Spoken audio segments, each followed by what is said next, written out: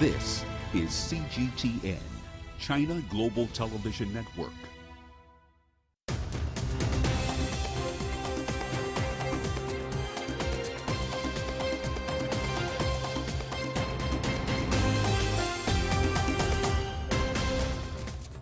Hello and welcome to China Global Television Network. This is The World Today and I'm Mahia Mutua in Nairobi. Here are your top stories. UN climate talks wrap up with a compromise deal that stops short of phasing out coal. Al Jazeera's bureau chief arrested in Sudan as protests grow over a military takeover.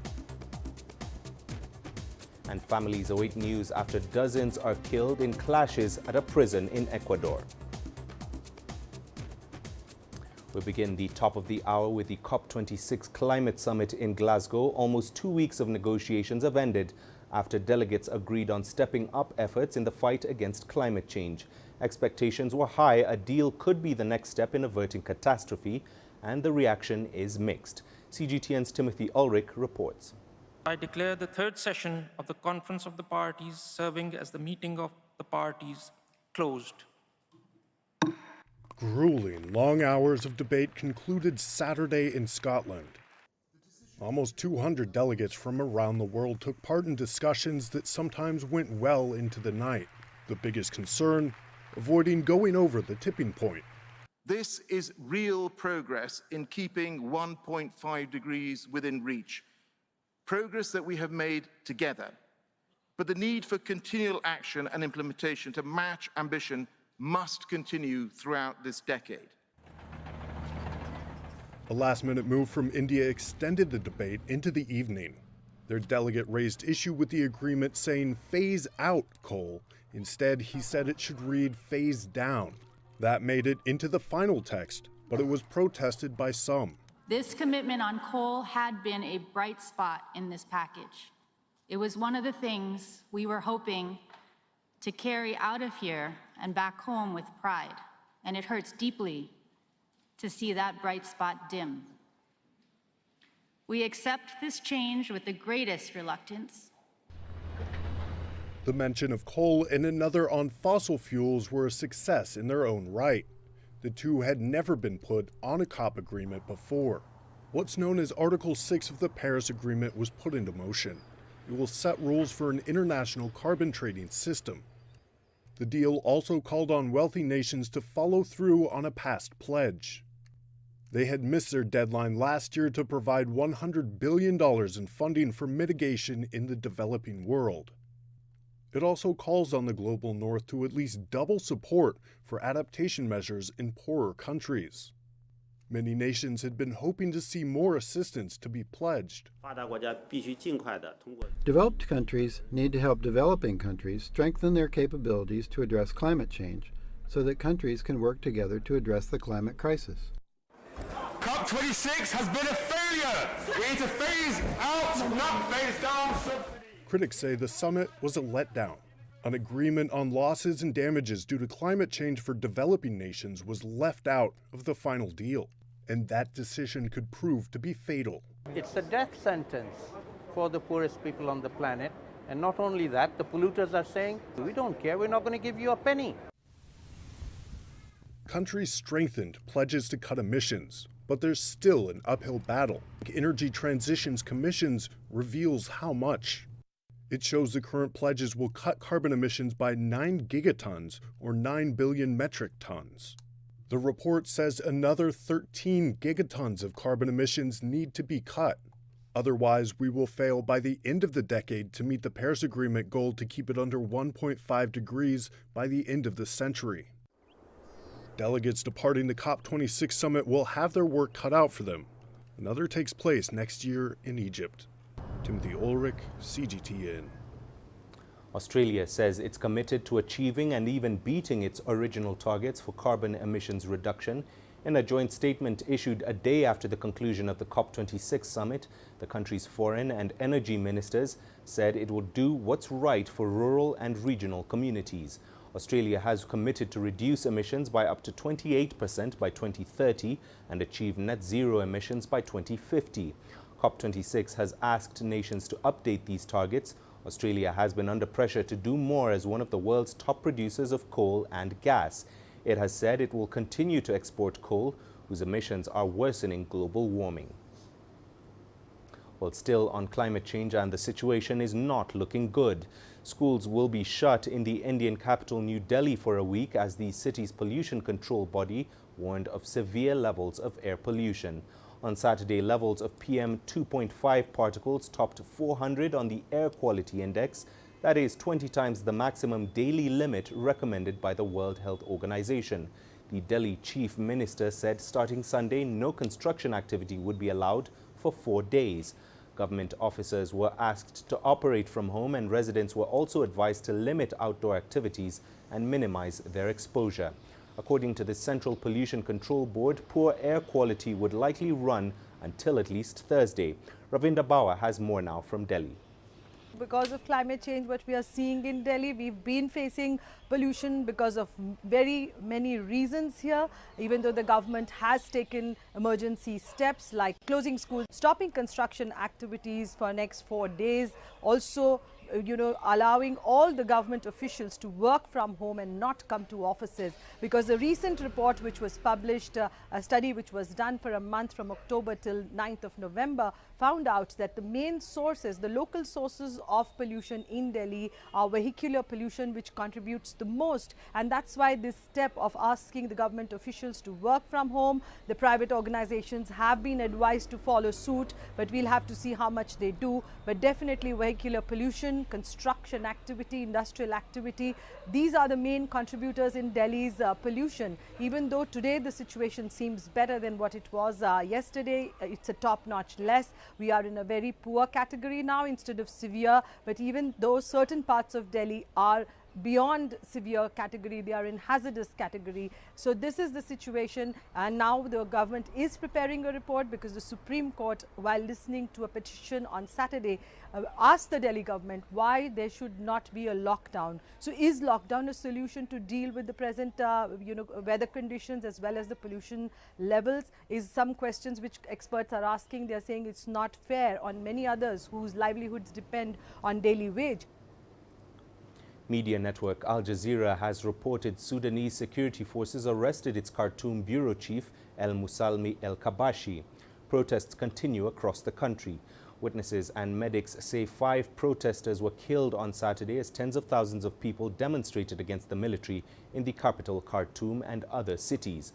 Naba Mohideen has more. The rally comes days after the military appointed a new sovereign council. The streets of the Sudanese capital has recently seen nationwide marches after the military's grab of power that saw the Prime Minister Abdullah Hamdok ousted from the cabinet. On Saturday, protests erupted again against the military's recent decision. We rallied today against the military rule. We have tried it before and can't accept it. As elderly people, we joined the youth today to protest against the enforcement of power by whoever. Those youngsters' dreams are about freedom, peace, and justice. They won't compromise it after they gained it when al-Bashir was ousted. Those people are defiant, and leaders should listen to them. Many Western countries have warned against the generals taking unilateral decisions and urged Sudanese leaders to hold talks. Military say the new council is necessary to fill the political gap in the country after pro-military protesters urged the generals to cede the power last month. Abdullah Hamdok, who is under house arrest, refused to be part of the military arrangements and conditioned his reinstatement with the release of the political detainees. Pro-democracy groups are calling for wider protests and strikes if the military does not step back from their power grab. Naba Mohideen, CGTN, Khartoum.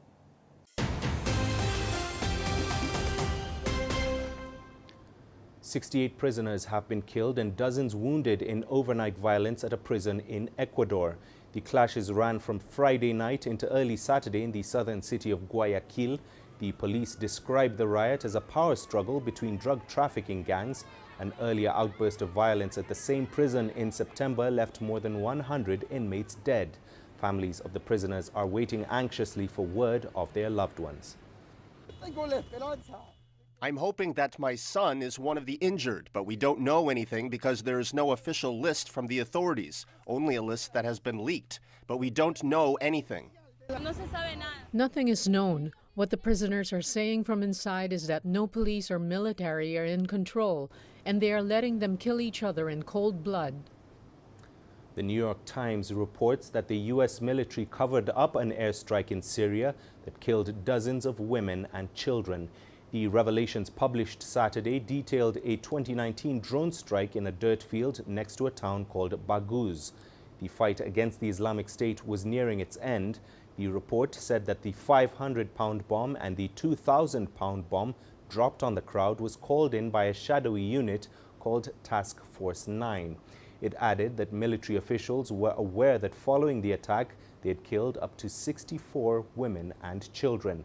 The Pentagon confirmed the story to the New York Times and justified it as, quote, legitimate self-defense. Finally, in Belarus, the government is distributing tents and relief supplies to refugees gathering near its border with Poland. Thousands of migrants have been waiting to cross into the European Union in freezing and dire conditions. Poland is accusing Belarus of destroying a temporary border barrier and using laser beams to blind Polish security services. Belarusian President Alexander Lukashenko ordered tents to be set up on Saturday. This comes after the body of a young Syrian man was found near the border, bringing the number of migrant deaths to 11. There's been a military buildup on both sides of the border. This includes drills by Russian and Belarusian paratroopers. Poland has accused Russia of masterminding the crisis. But Russian President Vladimir Putin says Western countries are ultimately responsible for the migrant crisis. And that's it for this edition of The World Today. I'll be back shortly with more news from across the continent in Africa Live. Thanks for watching.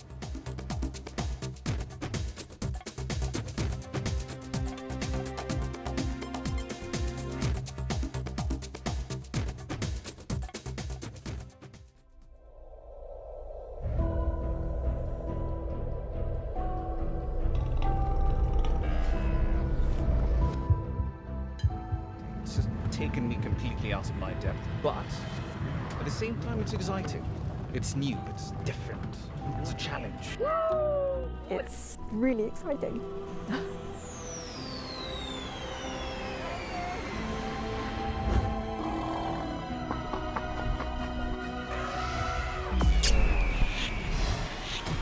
Over the last 14 hours of rain.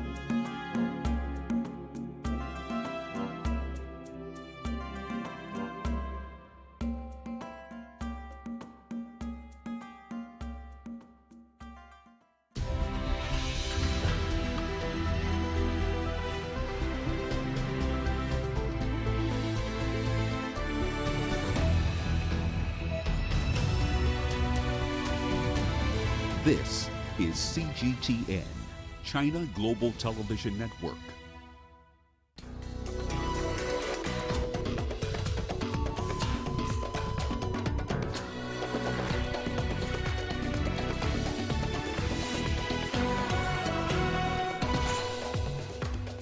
We bring you the latest from Sudan amid reports that 5 protesters died in Saturday's protests. Eritrea condemns U.S. sanctions over its alleged involvement in the Ethiopian conflict. And Uganda begins vaccinating 12 to 18-year-olds against COVID-19, even as it battles vaccine hesitancy. Hello and welcome to CGTN, or China Global Television Network. This is Africa Live, the program that brings you African and global news from all perspectives. I'm Mahia Mutua in Nairobi. Well, we begin in Sudan, where media network Al Jazeera has reported Sudanese security forces arrested its Khartoum bureau chief, El Musalmi El Kabashi. Protests continue across the country. Witnesses and medics say 5 protesters were killed on Saturday as tens of thousands of people demonstrated against the military in the capital Khartoum and other cities. The coup has drawn international criticism and massive protests in the streets of the capital of Khartoum and elsewhere in the country. Well, let's get the latest on the situation there from Naba Mohideen, who joins us on the phone now from Khartoum. Naba, what is the situation in Khartoum today? Hi, there is more protests are planned, and there is some calls for protests heading to the Prime Minister office, where he is in house arrest. Some activists are calling for a protest on November 17th, going to the Prime Minister Abdullah Hamdok's house. Also, political parties are still de-recognizing the military sovereign council and all of the procedures made by General Al-Burhan. The country now is suffering a political gap, and the sovereign council, because the sovereign council is not an executive body, so still there is a political gap. And people are frustrated, and more protests are planned. And Naba, what are authorities there saying about the arrest of Al Jazeera bureau chief in Khartoum and why he was arrested? It happened before, after al-Bashir ouster. Actually, people think this is a black dot because Sudan has already gained a lot regarding the freedom of expression after al-Bashir ouster. The military investigation, they don't want journalists and outlets to cover the protests and cover the injuries and the casualties. So, Al Jazeera were just covering the protests and the ongoing developments, just like other channels. But authorities issued restrictions and directives and said to journalists to not cover the protests and to not cover the political turmoil, and to just say life is restored to normality. All right, Naba, thank you very much for speaking to us on Africa Live. Naba Mohideen there in Khartoum. Moving on, Eritrea has condemned sanctions imposed on it by the United States, saying that it indicates a continuation of Washington's, quote, misguided and hostile policy. The targeted parties are Eritrea's military, as well as some individuals and entities based in the East African country. This includes the ruling party, the People's Front for Democracy and Justice. The Eritrean Information Ministry has said in a statement that the sanctions are being used to inflict suffering on the country and spark political unrest. Ethiopia has also denounced the sanctions on Eritrea, calling for them to be cancelled. Addis Ababa says the real target of sanctions and other tough actions should be the Tigray rebels.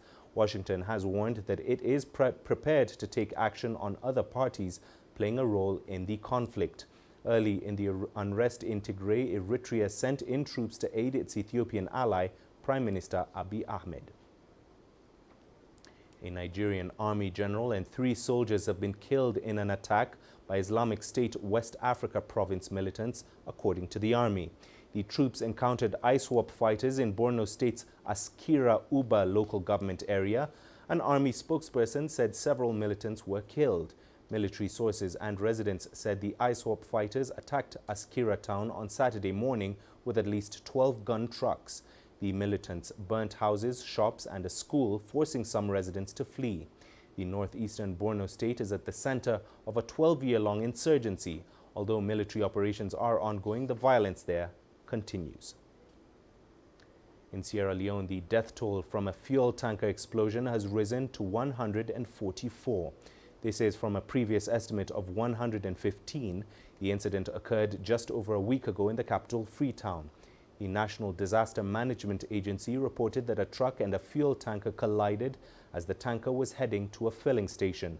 The explosion happened while people were trying to collect fuel from a leaking tanker after the collision. Sierra Leone's Ministry of Health says 57 people are still receiving treatment and 11 of them remain in critical condition.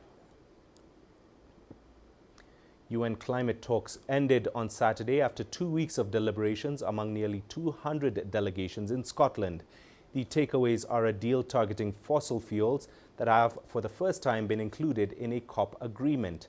This has been linked to Article 6 of the Paris Treaty on Climate Change that will set the rules for an international carbon trading system.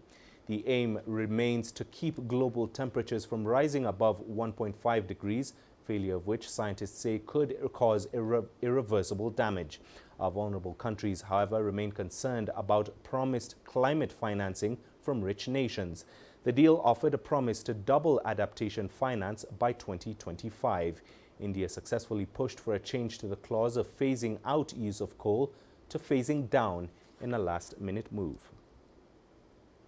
Well, what's the message the COP26 delegates are sending to the world with this latest deal? Let's bring in Ulrich Steenkamp, the Programs Officer of Earth Life. He joins us via Zoom now from Johannesburg, South Africa.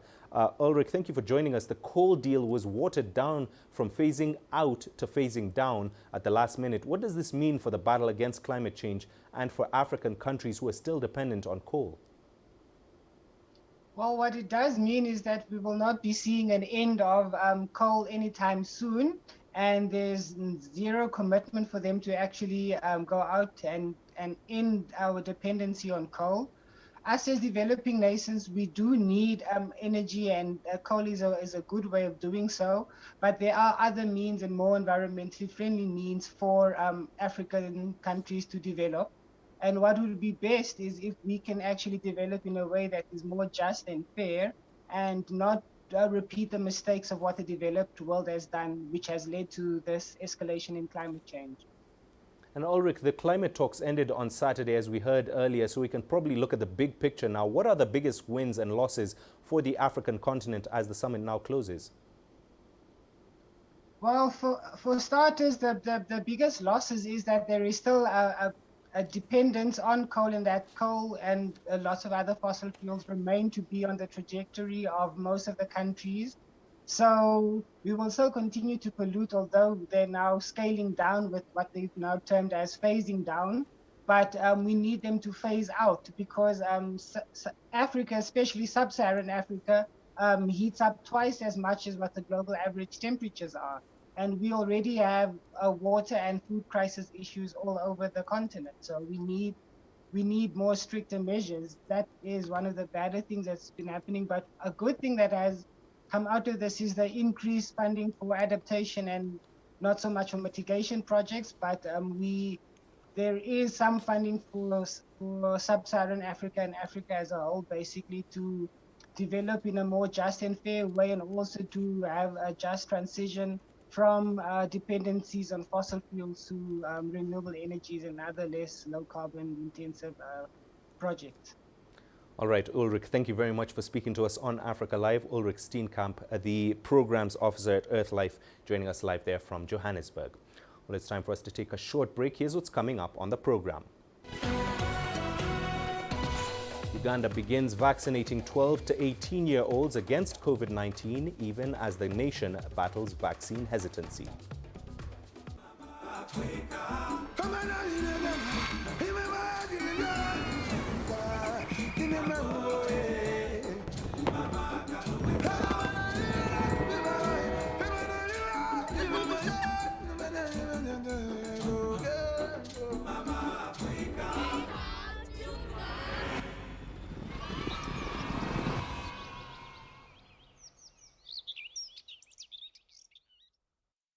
Nigeria is my home.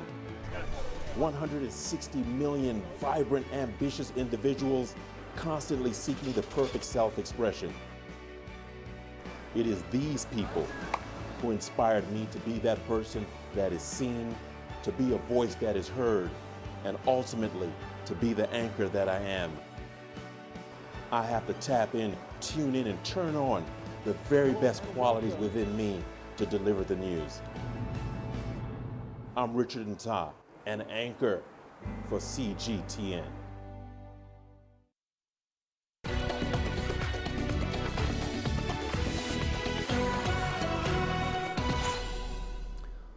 Welcome back. Now, the head of Libya's High Council of State is calling supporters to boycott the December 24th vote. The Western-based legislative consultative body says election laws must be amended, and members of parliament in Western Libya are calling for the same. More now with CGTN's Adel Mahroui.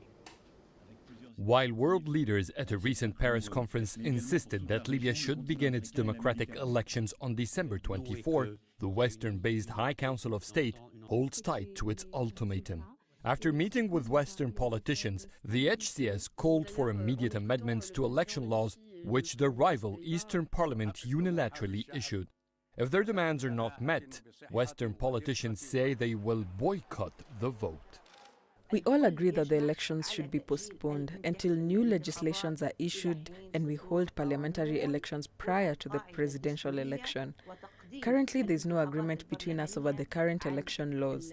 These laws were not built over the constitutional declaration. What we fear is that the insistence on holding the elections this way could backfire and make Libya fall into another violent episode. The election laws set the legal framework for the voting schedule and who can run. Currently, they allow almost all Eastern politicians, including Parliament Speaker Aqila Saleh and the commander of the Libyan National Army, Khalifa Haftar, to nominate themselves for president. Both have temporarily stepped aside from their positions 3 months before the vote, as the disputed election legislation dictates. Some Western-affiliated politicians, like interim Prime Minister Abdul Hamid Dbeiba, would be barred from running, as he still holds a government position with just 6 weeks remaining on the vote. Calls for boycott, if implemented, could lead to a new round of division. It could create a new crisis in Libya. Militias could return to the activities that fueled war. I don't think the international community will allow that. The 20 countries who joined the Paris conference all called to hold the elections on time. The United Nations support mission in Libya urged the Eastern Parliament to amend the elections laws. Earlier this month, the UN Secretary General's Libya envoy, Jan Kobish, said that, quote, only an inclusive legal framework will pave the way for a credible and inclusive electoral process. World leaders appear to be taking a step back from wide international consensus over holding the presidential and parliamentary elections on December 24. After a Paris conference on Libya, their final statement indicated that what's important is for the electoral process to begin on the specified date, suggesting that both votes do not have to take place on the same day. Adel Mahroui, CGTN, Cairo. Now, with the Libyan elections hanging in the balance, we got a hold of Professor Gamal Abdel Gawad. He's the former chairman of the Al Ahram Center for Strategic and Political Studies, for more insights. Let's hear from him now. This is the mindset of the Europeans. They tend to perceive elections to be the panacea, a solution for all kinds of problems. They see trouble in Libya. Yes, definitely Europe and the European and American policy contributed to the current situation in Libya. They are interested in bringing stability in Libya for many reasons. They have interest in oil, they have interest in limiting illegal migration. But the simple solution they are suggesting elections, thinking that will solve all problems, I find it quite naive, particularly because Libya had 2 elections before, and actually they made things much more complicated and difficult rather than leading Libya toward a solution to the crisis there. It is no longer a conflict between domestic actors or domestic rival. There is increasing role, increasing influence, increasing military presence of external actors. We see Turks, we see Russians, we see a number of mercenaries coming from different sources, some of them with formal, some of them in an informal capacity. So it's a very complicated situation. With the current level of trust, actually lack of trust between the rivals in Libya, those forces in the east, those on the west, the Muslim Brothers and the liberals, different tribal forces, with the prevalent lack of trust between them, each of them is sticking to the current situation, is relying heavily on the support of external actors, and if there is no real solution, if there is no real compromise, I don't think it will be possible to drive out those external actors from Libya. Let's turn to Uganda now, where the country has started vaccinating 12 to 18-year-olds with the Pfizer COVID-19 vaccine. But even as vaccine supply improves, there is a battle to overcome vaccine hesitancy. Schools in Uganda have been closed for about 2 years now, with many students missing out on online classes. Isabel Nakiria now reports. The computer has become the only companion for many Ugandan students who have been out of class for almost 2 years. Solomon Mukisa says if taking the job is the precondition for them to get back to school, then he has no choice. I wouldn't say eager, because personally I don't have so much trust in it. But if it's what I have to do to go back to school, I'm willing to do it. The Ugandan government has recommended the Pfizer vaccine for children aged 12 to 18 years. It's also directed that all teachers and students get the jab before school reopens. But uptake is still low. Maybe not, because I still need to see if the vaccine is safe for everybody to be taking it. The UN Children's Fund, UNICEF, is concerned that Uganda has kept schools closed for too long despite registering low COVID-19 cases. Parents warn children are falling behind in their education. Children are tired of sitting home for 2 years. I wish to call upon the teachers, the people who work in schools and other education centers, please take your jobs. We need our children back in school. Secondary and primary schools reopen in January, while classes for university students have begun. But students without proof of vaccination have been locked out. The Health Ministry says this is to ensure people are safe. And the reason behind it is for all of us to realize that if we are to protect one another, we need to get vaccinated. Because infection rates among the vaccinated is low. Uganda has so far administered more than 3.5 million doses of vaccines. The plan now is for the government to vaccinate around 4.8 million people by the end of December as a major condition to reopen the economy and schools. The major task now is to mobilize as many people as possible in order to hit the target. Isabel Nakiria, CGTN Kampala, Uganda. Now, many of Africa's COVID-19 related deaths are being linked to the increasing number of patients with diabetes. According to the World Health Organization, fighting diabetes is critical as the battle against the coronavirus pandemic continues. CGTN's Daniel Arap Moi reports. The risk of death from COVID-19 has been attributed to previous underlying health conditions. According to the WHO, diabetes is now one of the leading underlying causes of COVID-19 related death in Africa. Health officials in Africa should take advantage of the increased availability of low-cost rapid diagnosis tests to routinely test patients in diabetes centers to ensure early detection and proper care.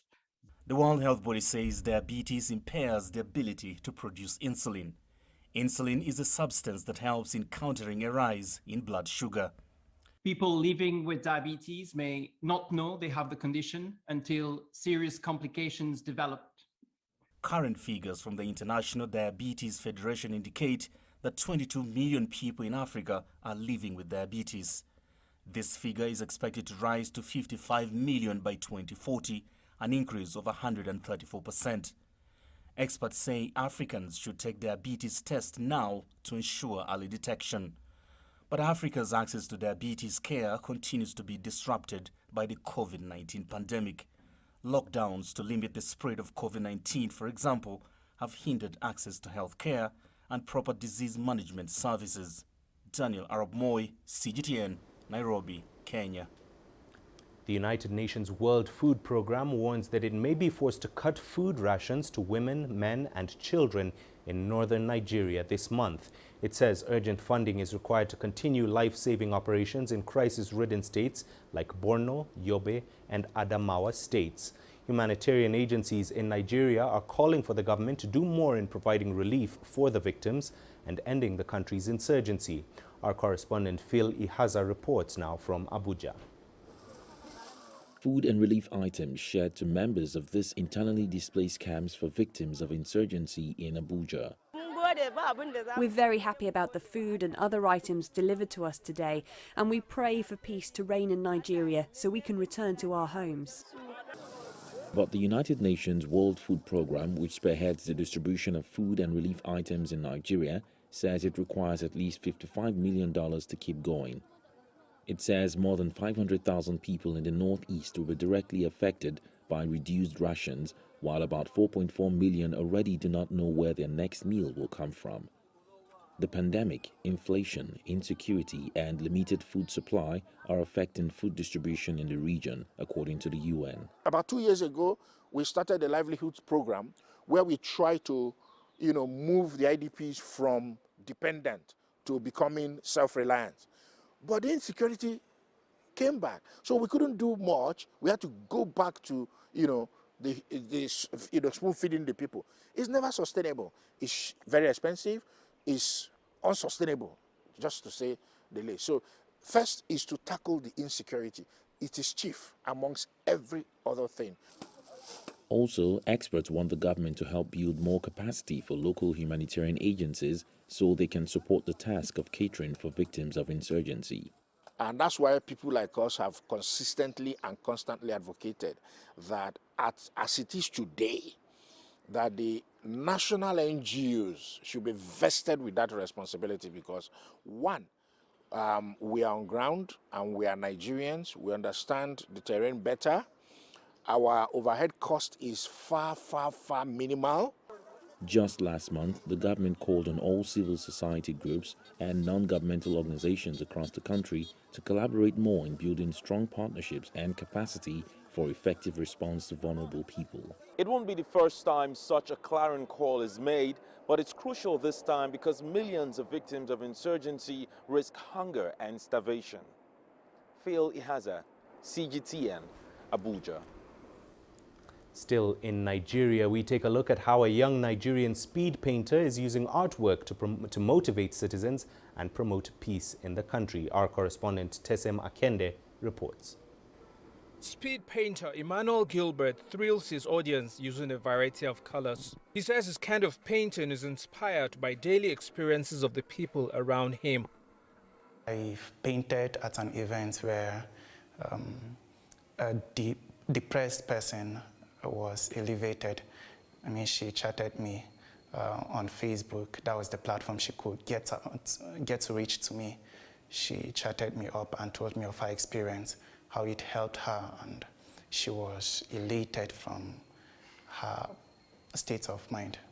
Each painting by Gilbert takes only about 5 minutes to complete, and he paints them upside down. It attracts an audience, particularly of young people. Emmanuel Gilbert produces paintings which cover a wide spectrum of issues around conflicts in Nigeria. His work reveals a message of peaceful coexistence among Nigerians. Jos has witnessed a series of outbreaks of ethnic violence and religious extremism in the last 2 decades. The Civil Society Legislative Advocacy Center, CISLAC, and Transparency International says 23 people were killed in August this year. The government says it is creating more avenues such as community dialogue sessions as a way to promote peace in Jos. Emmanuel Gilbert says he will also be using his speed painting art by creating messages as a way to foster unity among the people. I look at exploring more dimensions in the world entirely and then bringing these messages into my artworks, and so people can come from different places to see these works. Emmanuel looks forward to someday having a global platform where his works of art will be appreciated by wider audiences while continuously contributing towards peace. Tesem Akende, CGTN Jos, Nigeria. Africa is the nexus of enterprise, and global business will tell you why it matters. From the mega investment projects to multi-billion-dollar mergers and acquisitions. Africa today collects, just in terms of revenues from taxes alone, $545 billion a year. If you take 10% of that and you devote it to the energy sector, problem solved. All this on Global Business, weekdays at this time on CGTN.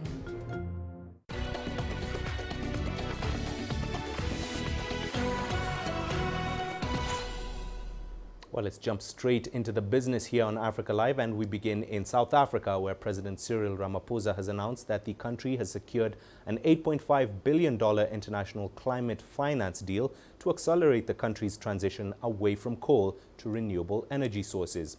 Here's CGTN's Angelo Coppola with the details. The funding is a bid to transition from coal towards green energy. It's a partnership between South Africa, the US, the UK, France, Germany and the European Union. The funds at this stage are allocated to three areas. The first is for the Eskom Just Energy Transition, which we expect to receive the lion's share of this first initial allocation of funds, and as well to support the introduction of electric vehicles into South Africa, as well as a transition to an increasingly hydrogen-based economy. Following the announcement at the COP26 talks in Glasgow, authorities have moved quickly. A technical task team has already been established under the leadership of the presidency. The presidency has nominated a senior official to coordinate and lead that technical task team, and negotiations will commence, I am told, very shortly. Climate change activists are hopeful that Leone will achieve its goal, but there are concerns too. It's a really positive agreement, but at the same time it is a political agreement. So what remains to be seen is how exactly they'll flesh out that agreement, what the details will look like, how fast we'll be transitioning, what they will fund, and what the conditions of that funding will be. And then there are the concerns over the position taken by the country's mineral and energy minister on the future of coal-fired power stations. Minister Gwede Mantashe, just a few days after the agreement, went on a big international platform and talked about how we have to be fighting against the anti-fossil fuel agenda. Given that he is the most powerful minister in charge of our energy, it's a worrying sign that he's pushing back against what is supposed to be progress for South Africa. While the news has been welcomed, there are questions around Eskom and whether it can fulfill its requirements, considering its history and the overruns in budget and time allocation for Medupi and Kusile power stations. I'm Angelo Coppola for CGTN in Johannesburg, South Africa. To West Africa now, where Ghana's debt is rising, causing economists to be concerned over the country's ability to get more loans and supply its economy next year. The West African country's debt owed to the international capital market is now more than $13 billion, which is above 75% of the country's gross domestic product. Some analysts want the government to seek a bailout from the International Monetary Fund. CGTN's Nabil Ahmed Rufai reports now from Accra. Ghana's total debt is currently more than $54 billion, about 76% of its gross domestic product. The government says the increase in debt is due to a $3 billion loan acquired from the international capital market in April, which was used to offset old debts and also fund infrastructure development. Analysts say it could be difficult for Ghana to pay back as the interest on the loans go up. When you are choked with debt, what do? Don't you stop borrowing? And how would you stop borrowing? It's a matter of what? Making sure that you cut your coat according to your size.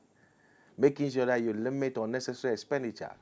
The government says it will borrow from the international capital market to support its economic growth, but some analysts want the government to seek a bailout from the IMF. Now, if you go to IMF, the cost will be that, okay, fine, don't spend up to this level.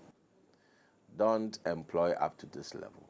If you can absorb this cost, right, relative to going to borrow on the Eurobond market and then carrying some interest rate, I mean, cost-efficient analysis, you go for the minimum one. So that's the analysis I'll put on the table. And if I realize that going to IMF will be cheaper for the economy, I'll go to IMF. Still, there are concerns that Ghana may not be able to acquire loans from the international capital market next year due to its struggling economy. International research firm Red Intelligence says Ghana may consider seeking debt relief from the G20 countries. While credit ratings agencies Fitch and Moody's have downgraded the country's economy to negative, the World Bank has urged the government to rein in spending and consider increasing tax revenues to avoid defaulting on its debts. Nabil Ahmed Rufai, CGTN, Accra, Ghana. Now, a row over fish exports is brewing between Kenya and Uganda. The dispute follows the seizure of 5 Kenyan trucks carrying fish destined to the DR Congo. The owners of the impounded fish are seeking intervention from leaders of both countries. CGTN's Hilary Ayesiga reports. These trucks loaded with fish have been parked here at the Ugandan border for close to 3 weeks. The Kenyan owners are not happy with the Ugandan authorities for impounding their goods worth thousands of dollars. They broke the seals. We were not there. We don't know where they got an order for breaking our seals. The goods were on transit. We don't sell fish in Uganda. Our goods are on transit to DRC Congo. They are now demanding the immediate release of their goods. We went to a commissioner, a high commissioner. The report is there everywhere. And we were expecting the feedback to give us so that they release our trucks to DRC Congo. But Ugandan authorities insist it's contraband. The increased trade of immature fish to DRC Congo, with some of it first taken to Kenya, repacked and passed through Ugandan borders and put fish on transit. Ugandan authorities claim the traders connive with customs officials to smuggle the immature fish through Uganda, and they are determined to fight the vice. We are going to have abrupt inspectors at any time, beginning from today. We are going to make sure that we have people that we deploy at any time to check why the increasing illegal fishing is taking place. Ugandan fisheries authorities have recently reported a decline in the country's fish exports attributed to illegal fishing practices. Figures from Bank of Uganda show that fish exports dropped from $10.6 million in January 2021 to $6.6 million in July 2021. Fish is one of Uganda's top foreign exchange earners. The government believes stamping out illegal trade in immature fish could help boost exports. But economic analysts argue the current standoff with Kenyan traders could strain relations between the two countries. Hilary Ayesiga, CGTN, Kampala, Uganda. Right, well, it's time for the sport here on Africa Live. Here's what's coming up. Kenya's Vihiga Queens inspire many despite early knockout in inaugural Women's Champions League.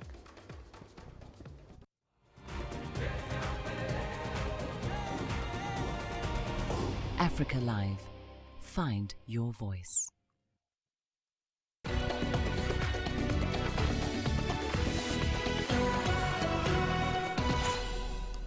Welcome back. We start with football, where Kenya's Vihiga Queens were just a game away from reaching the first ever CAF Women's Champions League knockout stage. The East African representatives were knocked out